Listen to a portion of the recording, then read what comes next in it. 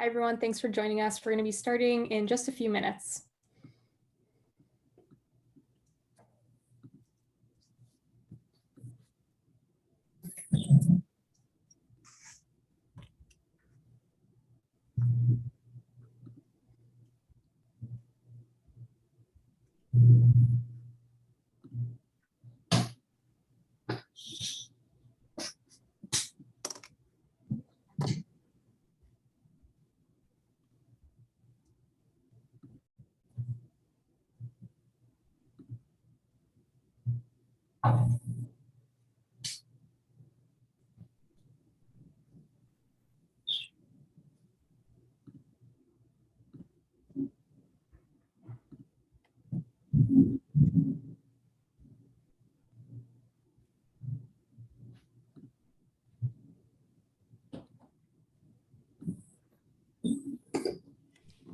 All right. Hi, everyone. Thanks so much for joining us. This is the Northeast Quadrant Virtual Preparedness Town Hall. I'm Haley Randall, the Program Assistant for the ZOON Aquarium All Hazards Partnership. And before we begin today, I'm just going to go through a few quick logistical reminders.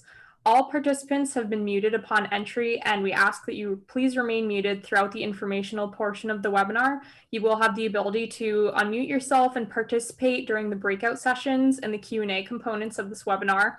You will see that live transcription has been enabled for this webinar. To disable this feature or to view a full transcript in a separate window or change the settings, just click the caret down at the bottom of the screen next to live transcript. The presentation portions of this webinar are being recorded and they will be posted to our website, zahp.org, in a few days. Breakout sessions will not be recorded. I will be available to assist you throughout the webinar and during breakout rooms. So if you're having any technical difficulties, please message me and I will do my best to assist you. I will now turn it over to Dr. Yvonne Nadler, Senior Veterinary Advisor for the ZOON Aquariums All Hazard Partnership, to kick us off. Thanks, Haley. You guys, thank you so much for taking some time this afternoon to join us. I have the privilege of introducing to you Ms. Sharron Stewart. Sharron has been a ZAHP collaborator with us for 7 years now almost. Sharron has a very interesting background that we really needed to have to begin our work as sort of like a preparedness partnership. She's previously with the North Carolina Department of Ag and Consumer Services, right, Sharron? Is that it? Ag. And she essentially was in charge of a lot of the management of animal emergency issues. And given the fact that she has been with us for this number of years, she's really sort of collected, quite a bit of information on the things that make us unique, looking at the vulnerabilities that this particular industry has.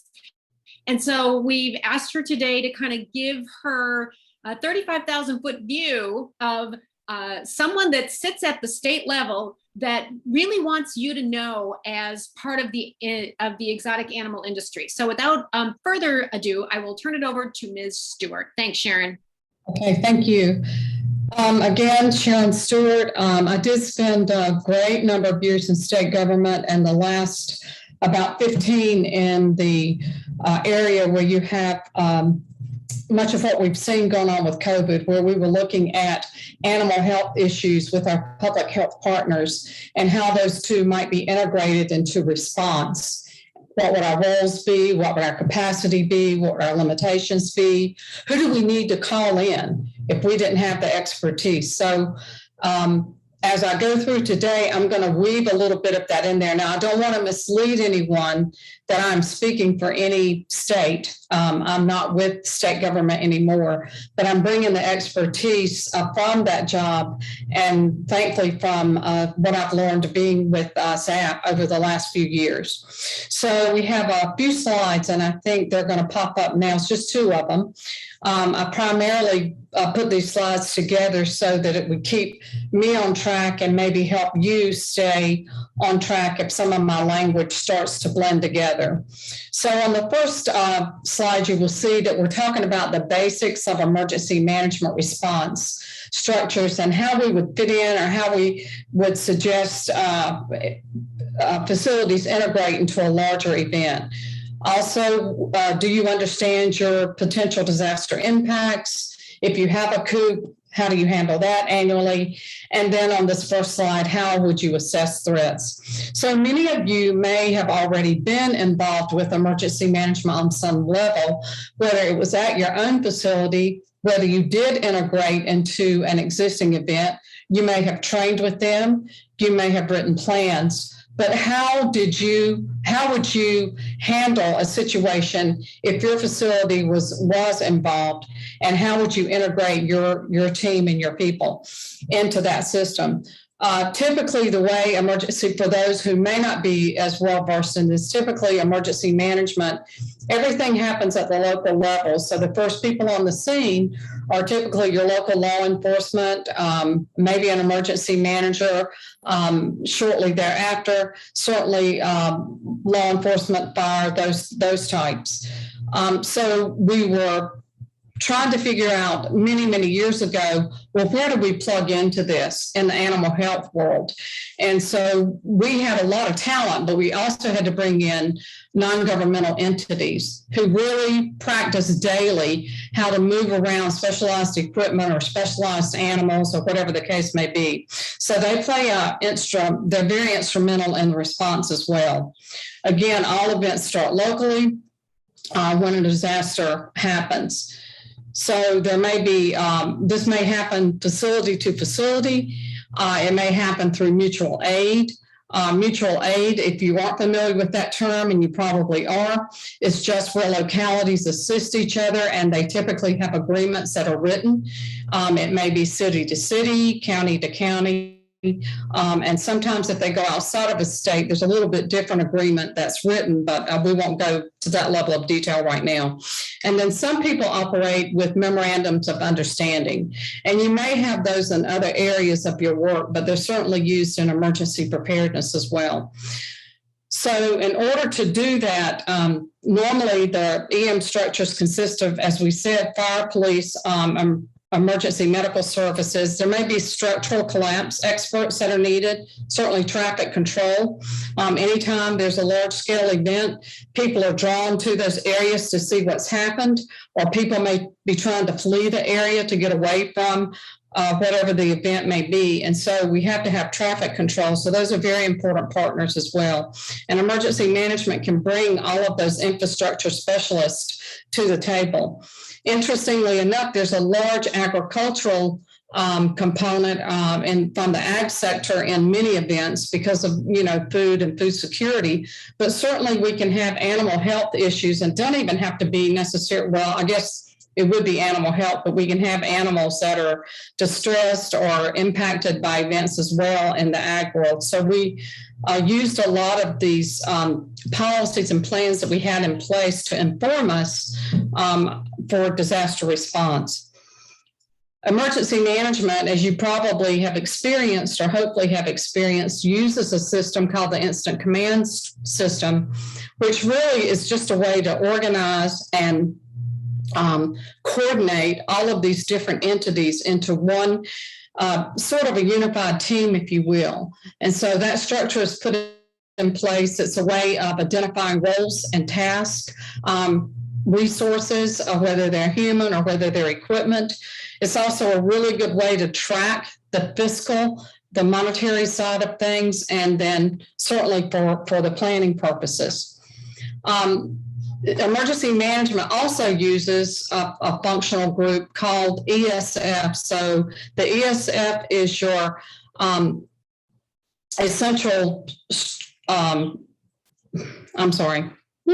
is your emergency support function. I got a little bit ahead of myself. I apologize for that. So those emergency support functions can be from the number 1 to 17. Typically, many animal things fall within ESF 11 or number 11, which is ag and the environment. A lot of zoos are, at least in my experience, many of the zoos are managed through some of the environmental programs. And so they may be housed under there. They may be there may be wildlife component to it as well. So a lot of those support functions end up under ESF 11. They may end up under 17 if you're from Florida. And then other people have different areas where they fit in. But knowing your local emergency management and the support function that you might operate under as a facility is very, very important. So if you can learn those two aspects of coordination and integration, that would be really helpful as you start to launch your program if you haven't already. Some entities, some authorities require credentialed responders, which means that people that might respond to, particularly to a declared event, have a particular credential in an area. So just be aware that that's a possibility. In your case, of where many times it's facility to facility, you already usually know the strengths of the people that you're calling in and who the experts are. And that's very vital, very important. The next bullet is talking about understanding the potential of disaster impacts to your business and business model. So, you know, if we can have power outages sometimes. In this time of the year, we have a lot of power outages in the area that I live in. We've had very few power grid outages, but we have had 2 since I've been living in the area for about 27 years. Those are really significant. They're several days. So if you were to have something like that, what would be your response to that? How would you manage that? How long could your facility go with a power grid outage? What about down trees or a microburst where trees are falling, or a tornado?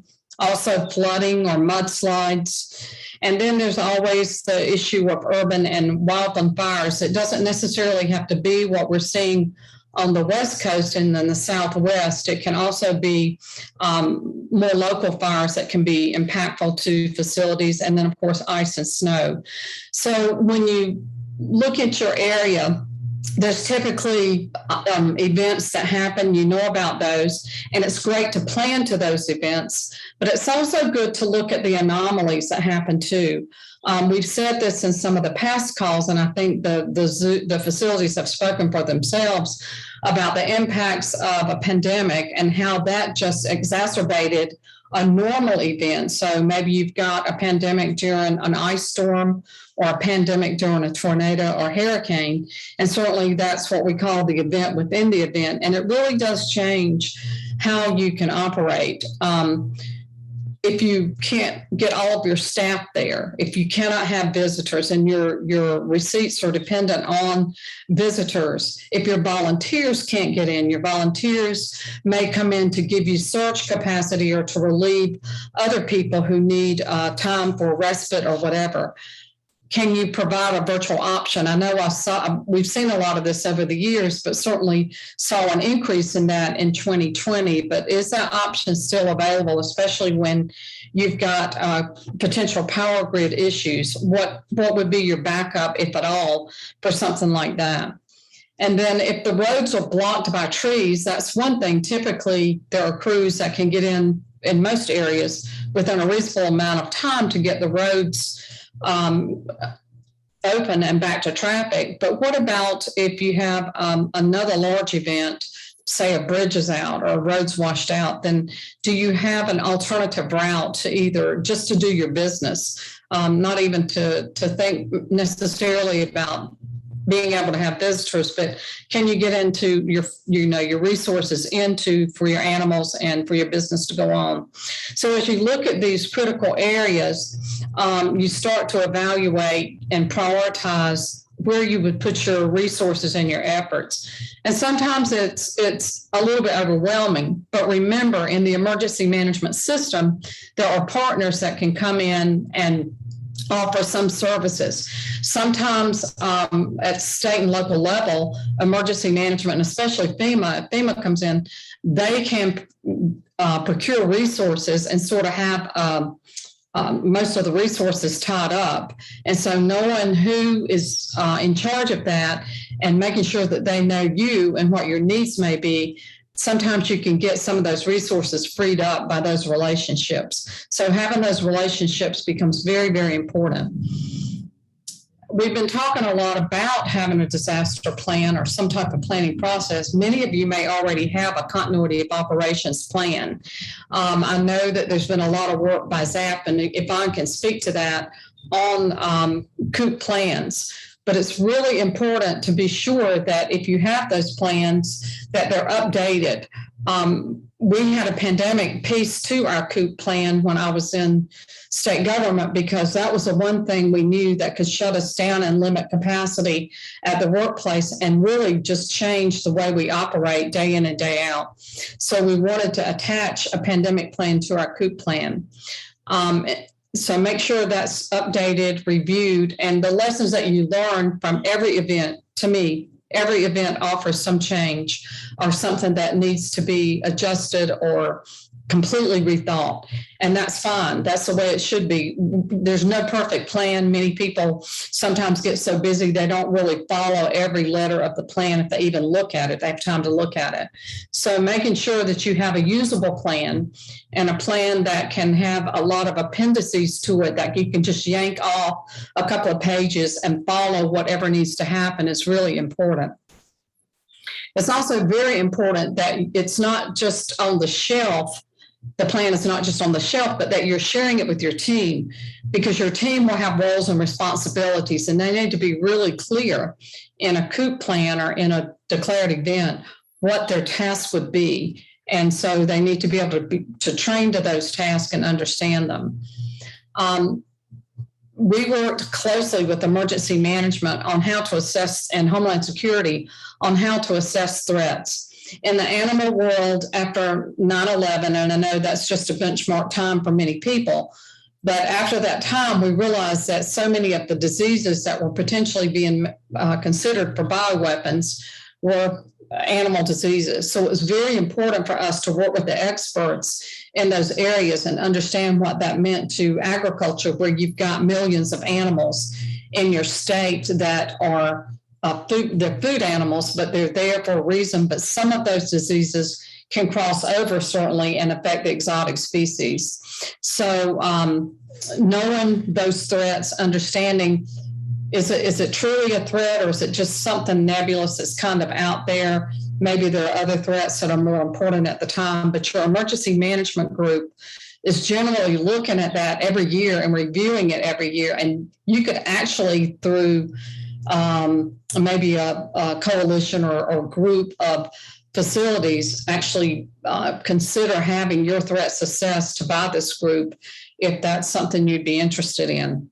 But all of this needs to be structured toward what your business model is, what will work for you, what is your capacity. Do you have the capacity of people, the capacity of equipment, and all the things, supplies that you'll need for the duration of an event?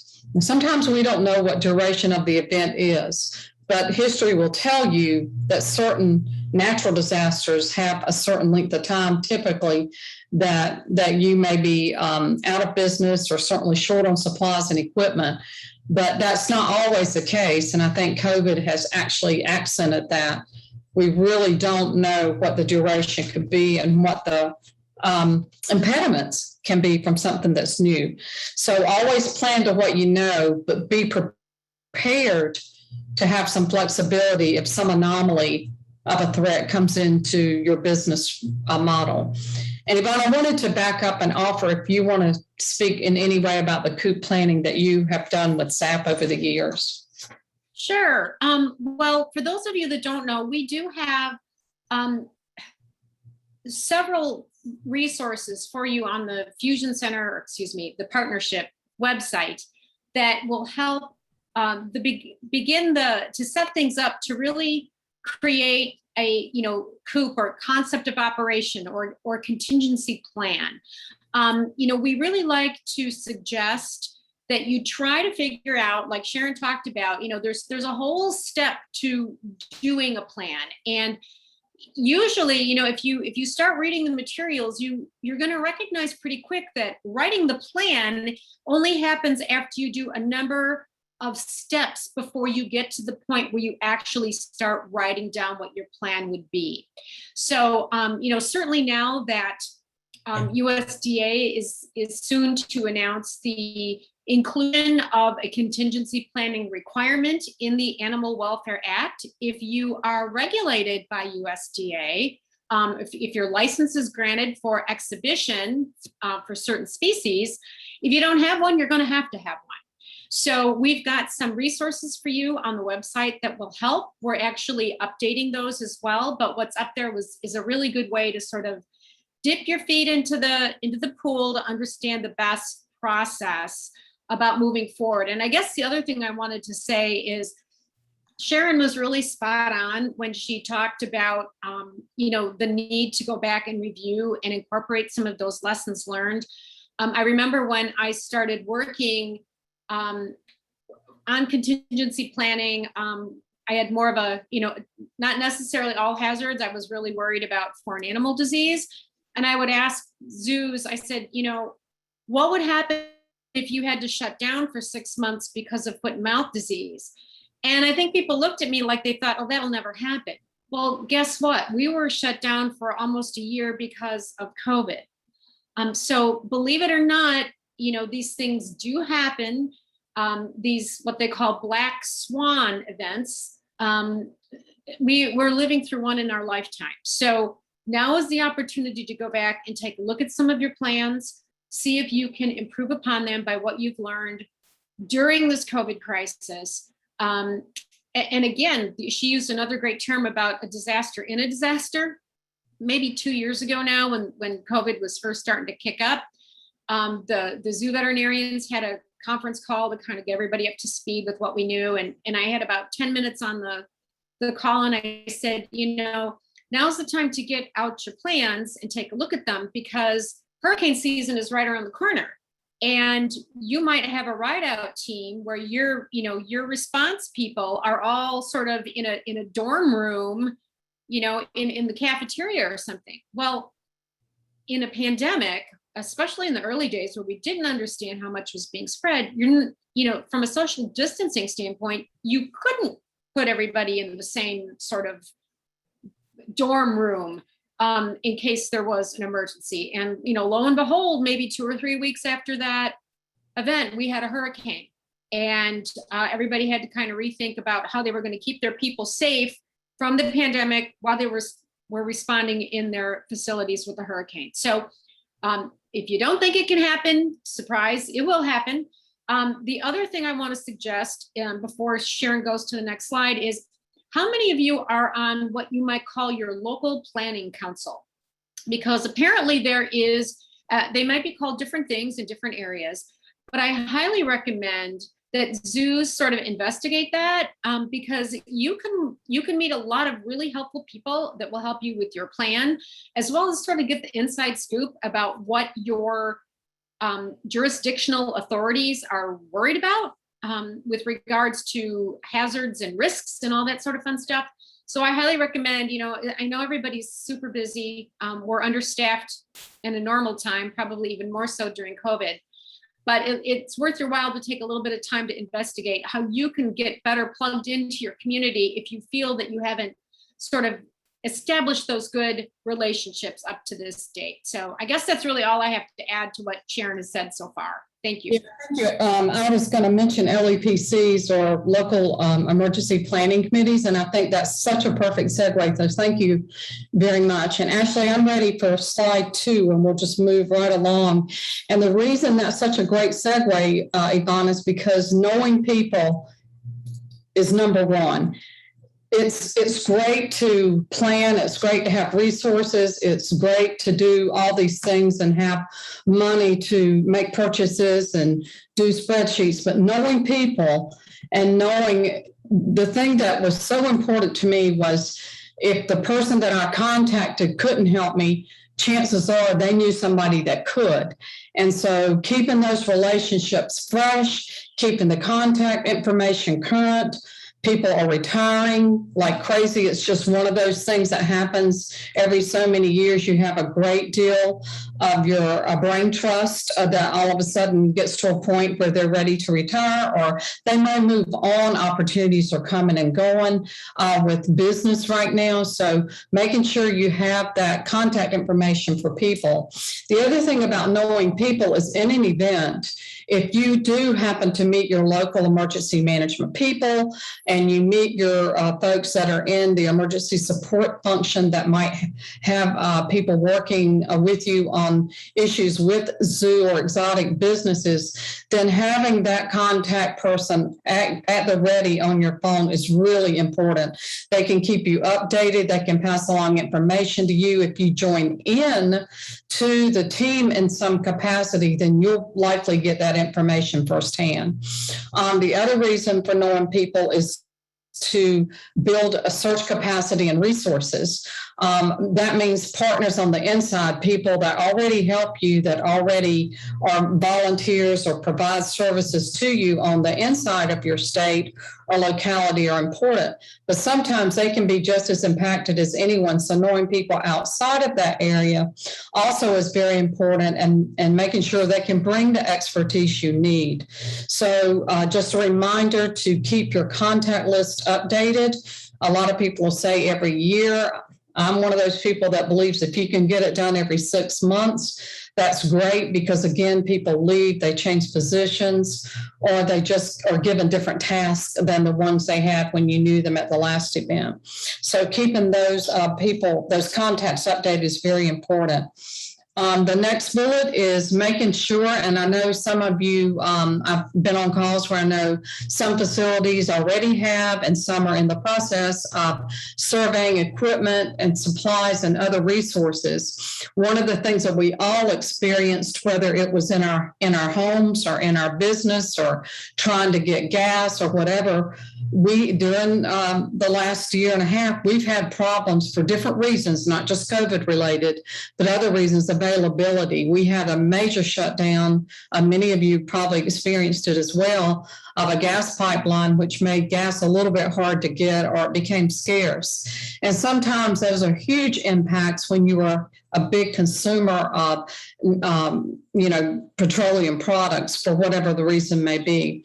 So making sure that you have availability of resources. If you have equipment that is contingent on technology, and most of us do nowadays, the scarcity of some of those components is making us have to scavenge other equipment and try to make things work in the interim. So before you ever before you start to use equipment, make sure that it's in good repair. Make sure that you have the repair components on hand, at least, 1 or 2 deep. Sometimes it may need to be more. We found this out when my team went up to Minnesota in 2015 and 16 to help with outbreak of avian influenza. We had a scarcity of some resources right before we were leaving. So that was a real life situation for us, where we were scrambling to get those resources so we could deploy. Just a really great lesson learned for our team. Also, on your human side, making sure that people are trained, and don't ever hesitate to bring people into your training sessions. I know I attended one virtually with the Pittsburgh Zoo, and I really learned a lot. I really appreciate being invited into that virtual situation. But I could tell in that webinar that we were using that you guys have put a lot of time and effort into getting to know your partners. And so that's really important. And then integrating them into the training. There's so much that can be brought out when you bring all of those different sectors together. Some things we don't even think about that are critical to help our business or to make other businesses that depend on us more successful in an event. So bringing them to the table, bringing their equipment to the table, if that's even possible, so that you can train together at different levels. Sometimes it's just the awareness level. Sometimes it might be more of a full-scale event where you're actually bringing equipment in, might be comms or communication equipment that you bring in, but testing all those components together and becoming more integrated is really important. Sometimes you may not have communication equipment, but somebody may allow you to use theirs to help you out if you're in a tough situation during a disaster. Whatever you do when you are surveying your equipment and looking at the supplies you may need or whatever, or your human resources, do you have a full talent on tap, for the long haul? Do you have enough people that can do certain tasks for the long haul? If you have gaps, if you identify gaps, and sometimes this really comes out in a full scale exercise, but it can also come out just in awareness or talking through a type of exercise. But when you identify those gaps, and they always pop up, track them. And I know there are pros and cons to tracking. Some people don't like these documents that are kind of laying around that admit to something that needs to be done, repaired, something that needs to be purchased, something that has to do with human safety. Not a lot. Some people sometimes don't care for those documents laying around, but I've been on both sides of this issue, and the side that we kind of landed on with our attorneys was it was better to have it and document that we are making an effort to improve it than it was to just not identify it. So that's a very personal thing with the facility and their management structure and attorneys, if they have them, or whoever oversees the legal aspects of your business. But it's always good to take a look at those things and on some level know where your gaps are, especially the ones that have to do with the animal and human safety. They're extremely important. I know you guys know this, but just wanted to highlight that again. But keep a track on those, and if you do track them, then make sure that you're showing that you are making progress in the area. The other thing that we learned a lot about over the years that I worked in emergency preparedness, and of course I sat at a level where I saw the whole state capability and national capability. So it was so impressive to see some states and local governments outside of North Carolina that just really have so many resources. But one of the things that we sort of learned the hard way is how to demobilize. So sometimes your team can be asked to go somewhere and you go, yes, you want to help and your heart's in it and you've got the equipment and you've got the talent, and people see the stress and the distress of animals and humans and they want to go and help, and that's wonderful. But before you commit to that, make sure that you know what the limits are of your team and your capacity, and then start to recognize demobilization. Now, and if you are asked to come in under incident command or under a formal structure, that's usually just part of the request. So they're going to go ahead and give you a time frame for a service, and there will be a demobilization plan. That's part of planning. But it's also something to consider, even if it's mutual aid to another facility, because you can get into a situation where something happens right behind the event, and they ask you, can you just stay a couple of more days or 2 or 3 more days? You may not be able to do that. So having that spelled out and understood in advance is really important. And the last little tick off of the list of this slide, and this is the last slide that I have, is recovery. Recovery is a whole nother topic that many of you have probably discussed. You probably have been through it.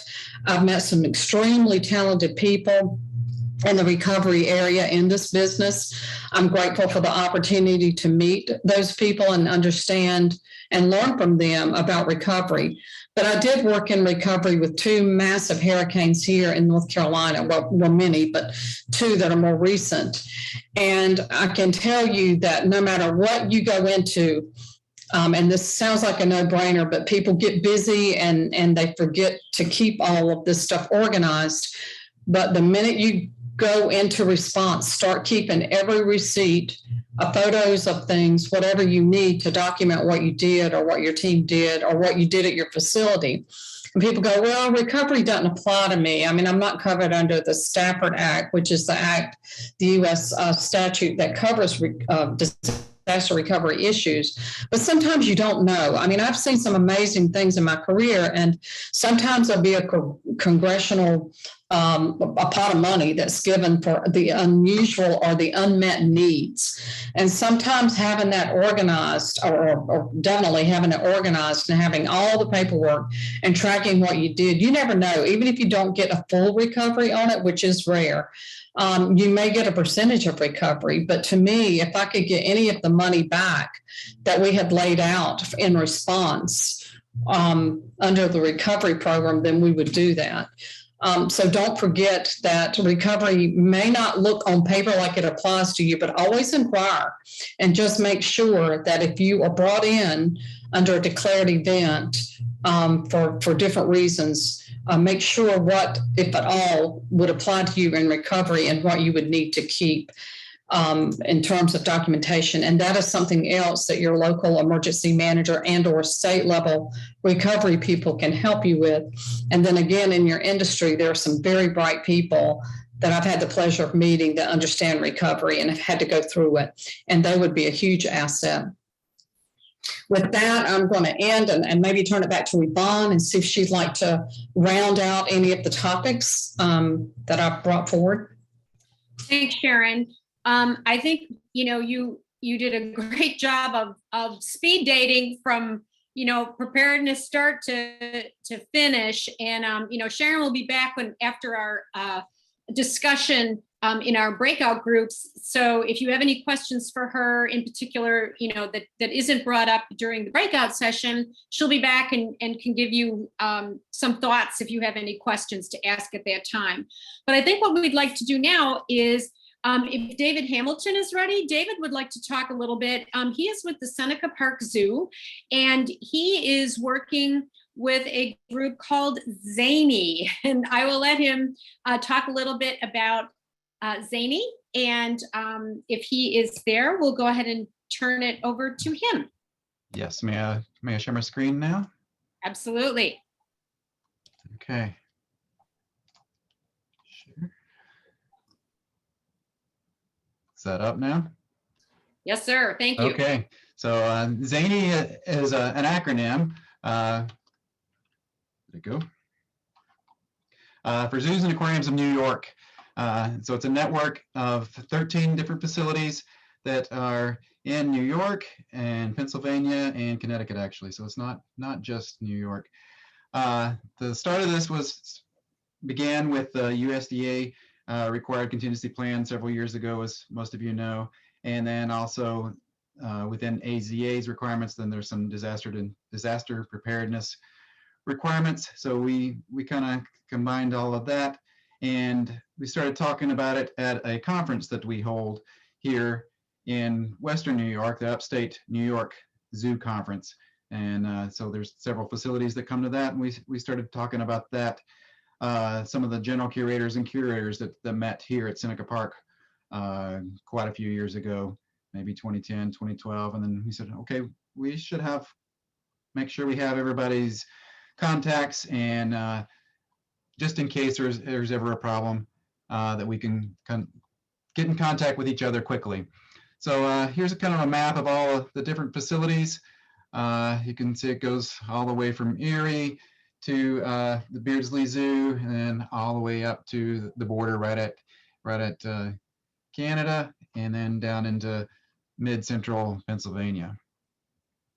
So it's not just New York. So I have a list of all the contacts. Well, we'll start off with this. So I have all the different facilities and have that broken down by the facilities and how far apart they are from every different facility. So it wouldn't necessarily mean that the Aquarium of Niagara has to respond to an event in Connecticut, but we know where everybody is, and then maybe we can get in contact with the next closest facility, or as time goes on, then different facilities respond with their different resources. So I have a list of all the contacts, and as you mentioned earlier, you need to keep on top of that. So I do that a couple of times a year, making sure that all the contacts are up to date. and phone numbers and emails, and that changes very, very quickly, even with just 13 facilities now. So, and some of you guys are on here, so if you see that yours is wrong, let me know. The main part of this is a group texting list. Maybe you've seen this platform before. GroupMe, it's free, it's managed or put out by Microsoft, so it's kind of an established group there, and you're able to manage your different groups. In this case, my ZANY network, either on a computer or on phone, and different facilities and their representatives on our list can just get a text, or they can get onto the website and look there and see a little bit more. If there was a major disaster that I was able to help out with, I would probably get on the computer first, and then that would be able to connect easier and better through that, so that I can manage it. And others in their facilities could be just seeing it on their phone. It is just it can come across as just a text, or you can have the app on your phone. And so you can get just normal text and let everybody know what's going on. We've utilized this so far just as some drills, just a contact drills. Okay, is everybody there? What's going on? I heard that this was happening in your area. Is everything fine? That sort of thing. For the check-in drills, and we've had windstorms, hurricanes, and significant snow events that have affected several of our facilities. So we just kind of checked in. An event that happened here was during the protests and riots last year.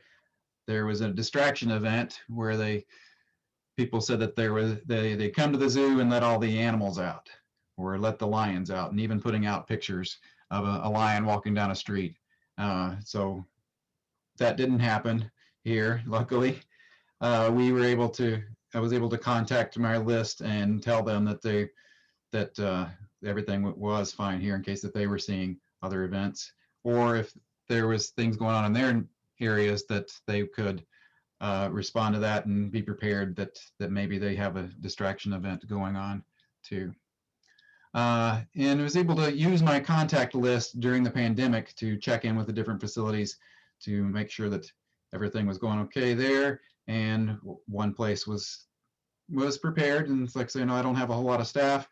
Can I call upon you if we start having a lot of people get sick? And luckily that didn't happen. But maybe that is just a quick overview of what our group is. And if you don't have a group in your area, then maybe you could start a group like this, and a group texting list, and be able to respond to facility events. I want to take it a little bit further and kind of look at what different resources each place has, or maybe what kind of crates are available, or vehicles. But that will be a whole lot more, and a whole lot more to keep track of over time. Well, thanks, David. I really appreciate it. And I think when we get back together from our after our discussion groups, we'll follow up with that last comment, because there's some good work being done by other folks that will explore that a little bit more after we have a chance to maybe identify some more things to talk about in our breakout sessions. Does that sound like a plan? That's great. Awesome. So I guess who I'd like to introduce next is Ken Kaemmerer. He's with the Pittsburgh Zoo. Sharron had mentioned him earlier. Ken has been a really good ZAHP partner for a number of years, and he's going to talk a little bit about some of the work that Pittsburgh Zoo has been doing with some of his regional coordinated groups, both from the emergency management side and from the zoo side. So. Hi, I'm Ken Kaemmerer, Curator of Mammals at the Pittsburgh Zoo, and I want to thank everybody here, in particular Yvonne and Ashley. You kind of got me going with an invitation to one of their meetings back in the very early part of, I think it was 2019 in Omaha. And it was a kind of a general meeting about basically, getting all this going and some lessons on how to do that. And Omaha did a great job of hosting. So from that, we ended up deciding to try to organize a general meeting of anyone interested with exotic animals of any facility that was licensed by USDA. And with the help of Julia Matson-Wagner, who is now with the Texas group, help me, Yvonne. ZR3, we'll Yeah, put them when we come back. Right. She's an expert with computer stuff and USDA, and was able to give me a map of, I asked her, I said, hey, can you tell me what licensed USDA animal facilities there are within 200 miles of Pittsburgh, which is in Western Pennsylvania? And so she did, and I was blown away by, there were 48 exotic animal facilities, zoos, sanctuaries, you name it, that they were accredited, non-accredited, and I say accredited by whether it be AZA or ZAA or the sanctuary accrediting facilities, but many were not. And some I had never heard of, and they weren't even that far away. So we used that as a guide, and I started reaching out to them to say, hey, we're having a meeting just to get to know each other. We're also inviting members from federal agencies, from different county agencies. For example, the county, many counties you probably know, of which I did not at that time, have what's called a county animal response team, or CART. And so I invited a bunch of those people. And anyway, we had a good meeting in October of 2019. And Yvonne and Ashley kicked it off and helped facilitate it. And it was very helpful to meet each other. And basically it was a way to say, yeah, if an emergency happens, it doesn't matter whether you're accredited or not accredited. You need help. There are people that can help you, knowing what we've got. So from there, one of the, we wanted to do more.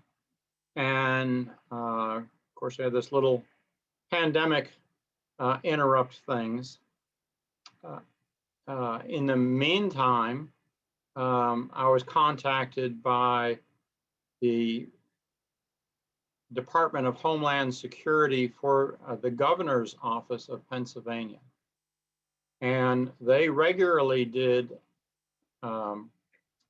tabletop drills for emergencies. A lot of these emergencies were for big events like Super Bowls, like concerts, like big football games, things like that, where you might have a bomb threat, you might have an active shooter, or you might have a weather emergency. But being in 2020, we decided we couldn't get together around a table like you would normally do. So we did with them the very first virtual tabletop drill. And they contracted with a company to be able to do that. And I opened it up to a good 20 or 30 zoos across the nation just to observe.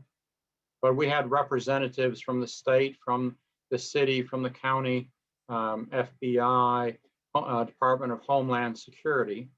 And they worked with us using the Pittsburgh Zoo kind of as a place for where an emergency might happen, and came up with two scenarios. One was an active shooter, and the second one was a very complicated one with started out with a animal rights protest that with some very hardcore activists who then snuck into the zoo, and they both released a hazardous bomb. And on top of that, they got in and they released a leopard all at once. So that was kind of fun. And we would go around the virtual table as to who would do what when. And it is something that you can do with, because the same thing exists in any state, different government, Department of Homeland Security. And we wrote an article about it, and am glad to share that article with anybody to kind of give you the bare bones on how to do that. But it, of course, it helps form connections across the state with the different agencies, and gets them to realize that, you know, there are some odd things that if this were to happen at the zoo that they never thought of. And that was one of the reasons for doing it, because, you know, they're used to doing it with, you know, big stadiums or big public events, but had never considered, you know, what they've got to do if somebody lets a leopard loose. So that is one thing we did in 2020. In addition, one of the things that I've been working on for the last few years is a different form of tabletop drills. And this is something anybody can do in any zoo with a small group or a larger group. And it's funny things, it's kind of based on Dungeons and Dragons, if you've ever played that. And what it allows you to do is randomize different events and what might happen, so that even the person running this doesn't quite know what's going to happen. And so each time you play this or you go through this drill, it's different. And started out originally doing one for animal escape, but developed one for weather emergencies, and have gone through that, and that's gone fairly well. And importantly, the feedback that I get from the participants is that, yeah, this could happen. And it allows for good discussion. It allows you and your team, however big your team is, whether it be just one department or a number of different people, to get together for, you know, an hour or longer, depending on how many versions you want to play this. And it also helps, especially if you haven't done a lot of drills or you've gotten a lot of new members, allows them to kind of ease into considering what they might do before you actually pop an interactive real drill on them.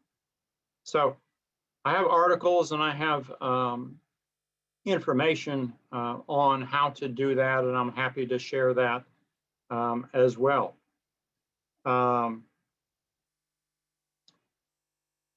In addition, with the ZAHP grant, micro grants that they've provided, working with Dan Beadham, the Director of Animal Operations at the Wilds, to host on September 1st a large animal rescue response workshop. And so when, you know, for those facilities that have the really big animals, the elephants, the giraffe, the rhinos, and so on, if an animal goes down for whatever reason, you know, how do you get it up? Did not know until we had our October meeting that turns out that Columbus has one of these devices, and it's a very special piece of equipment. And you can put it on a trailer, you can set it up. We will be working with Mr. Eric Thompson from Code 3 Associates, who's well known in the animal emergency preparedness world for responding to animal emergencies, and has the expertise to train staff on how to use this piece of equipment. And with Columbus Zoo having it and being mobile, we have invited a select group of zoos with large mammals to attend this on September 1st. And we will be videotaping this for anybody to see. The other thing that I'm working on. Ken, I just wanted to ask you, in the interest of time, I think what we would like to do is go to our breakout groups, but absolutely, you know, fill the folks in on you guys in your region as we split out, and then we can hit those highlights when we come back. Does that sound like a plan? Sure. So you wanted me to talk about the people in the region? Well, what we're going to do is we're going to break out into discussion groups. Sure. And it's a little bit more based on location, what you're put into, and then that way folks in your area can maybe find out a little bit more about what you're doing, and you know, we'll have a little bit more opportunity for one-on-one conversation. Sure. If I could, there's just one more thing that I want to share with the group. Sure. And that's, we talk about, you know, what resources people have. And, you know, everything from equipment to crates and so on. Doing a survey is always difficult because we all hate surveys. So I've created a survey through Google Forms, which I'm hoping is a very simple survey to very broadly and I hope easily survey facilities in our group as to what types of construction equipment, trailers, communication, generators, things like that, that they have, and start forming that those resources for our region. So I'm also more than happy to share that survey for anybody from another region that wants to try it themselves. I haven't gotten the results yet. I'm actually hoping to put it out by the end of this week, and we'll see how it does. But I've tried it out, and it takes anywhere from 10 to 15 minutes, and it's kind of like simple. Do you have this? Yes, no. If you have it, you have more than one. Yes, okay, and go on to the next question. So that's kind of what I wanted to share where we're at right now. Eventually wanted to get to Ohio has a memorandum of understanding for their zoos. Pennsylvania does not. Hope to get to that at some point. Thank you. Thank you, Ken. I guess I'll turn it back over to Haley and Ashley to kind of split us up, and we can have an opportunity to chat a little bit more within the smaller groups. Sure, thanks Yvonne, and thanks so much, Ken. That was all really great information. So as Yvonne mentioned, we're going to now be splitting up into breakout groups, which will give you a chance to network and chat a little bit more with people in your region, and then we will all be returning back to this larger group to do a little bit of a group share out and get an idea of where everybody's at. And just as a reminder, these breakout groups will not be recorded. So we're now going to split up into breakout rooms, and we're going to have David Hamilton of ZANY and Seneca Park Zoo with Sharron, and they are going to be taking people from New York, Pennsylvania, Connecticut, North Carolina, and South Carolina. And then we're going to have another breakout room with Yvonne and Ashley, and they will be taking people from Maryland, Maine, Massachusetts, and all other states on this call. So if you would just give me a minute, I'm going to put those breakout rooms together, and then you will have the option to join the correct room. And if you just need a reminder about that, feel free to put it in the chat quickly.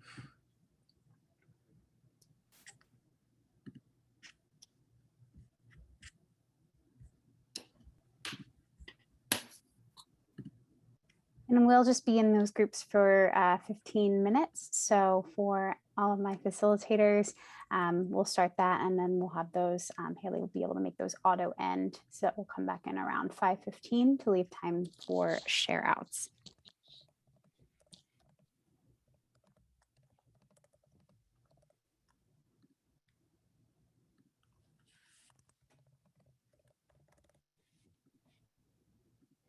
All right, thank you everyone so much for bearing with me. The breakout rooms are now open and you should be able to see which states are assigned to which rooms. So please feel free to join the room that best matches you and your facility. And if you need any help or reminders about which group you should be joining, feel free to send me a chat or feel free to just speak up right now. I will be remaining in this room throughout the duration of that. So if you need any help or if you end up in the wrong room, need to change rooms, I will be here to assist you.